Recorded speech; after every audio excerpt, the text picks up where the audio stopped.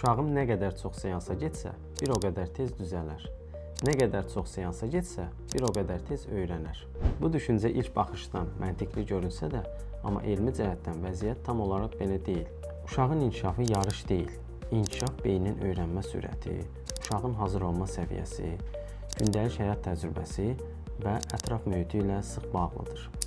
Duyu bütünləmə, loqopedik seans və digər inkişaf yönümlü müdaxilə proqramlarında əsas məqsəd mümkün qədər çox seans keçmək deyil, beynin öyrəndiklərini həyati təcrübəyə köçürməsidir.